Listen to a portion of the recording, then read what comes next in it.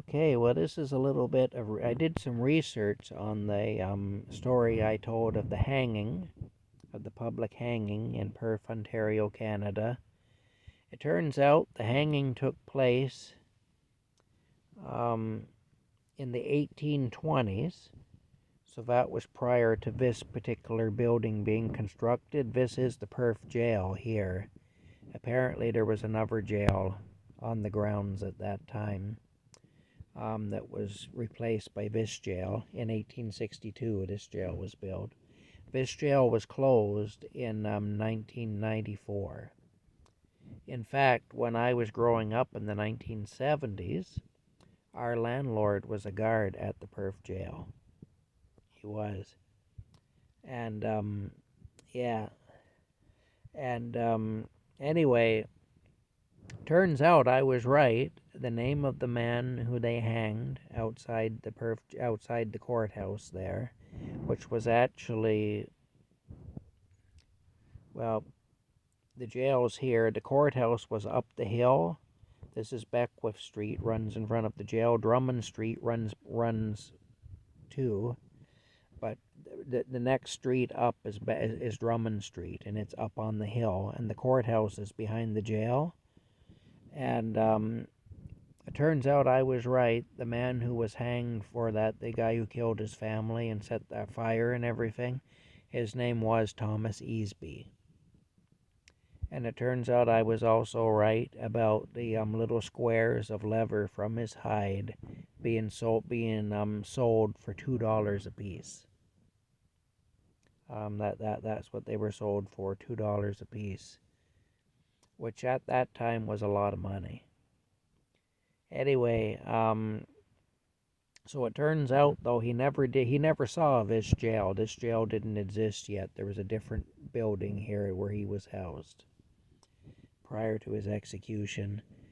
Apparently, one of the Christian ministers in town who had visited him when he was confined had said that he showed absolutely no remorse for his crime.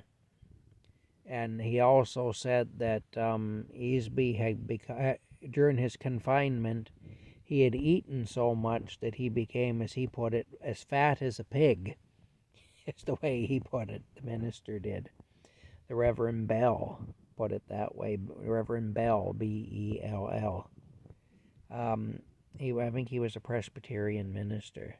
That's what he said. He showed no remorse, and during his confinement, he grew to be as fat as a pig from eating, So anyway, his final meal was a hearty breakfast of ham and eggs prepared for him by the sheriff. Anyway, in the sheriff's house before they walked him across. Basically, they walked him across out over the heads of the crowd from an upstairs window of the sheriff's house across onto the gallows, because the crowd, the people were threatening to kill him before they could get him to the gallows. So they didn't want to try walking him from the jail around the corner and stuff and up the street to the gallows, because they figured he'd probably be done away with before they got him there. They didn't want him to be murdered before they could hang him. That's what it was, before they could execute him. Anyway, but yeah, his name was Thomas Easby, and I actually had a wallet made from his hide in my hand that I took and I put in the storage at the Perth Museum. And he murdered his family, all of them except for the little boy who was a toddler. And the little boy woke up when he was going to bring the hatchet down on him. He woke up and he looked up at him and he didn't have the heart to kill him. And so he took him outside, and then he went back in and set the house on fire. He had already killed the rest of them at that point in there.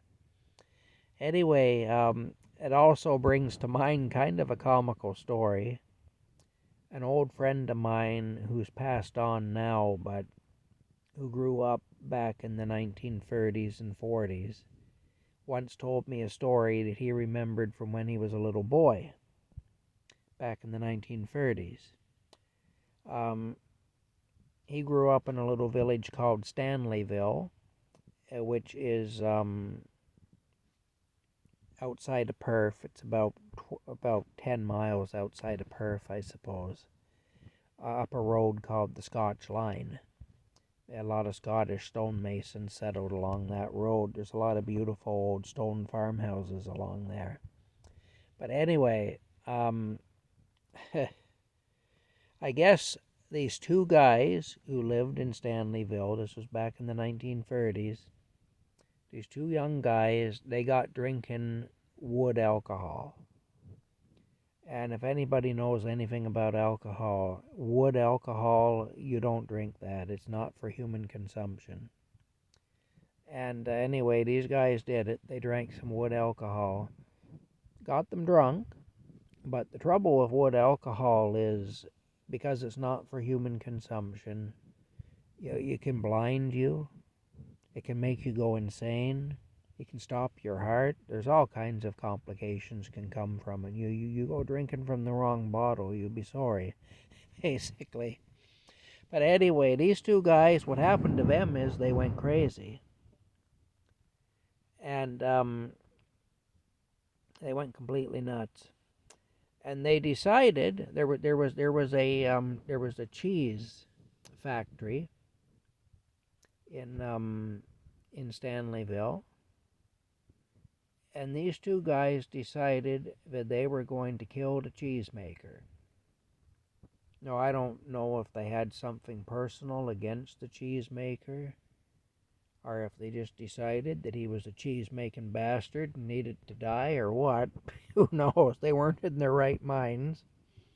But they decided that it would be a good idea when they were drinking wood alcohol to kill the cheesemaker.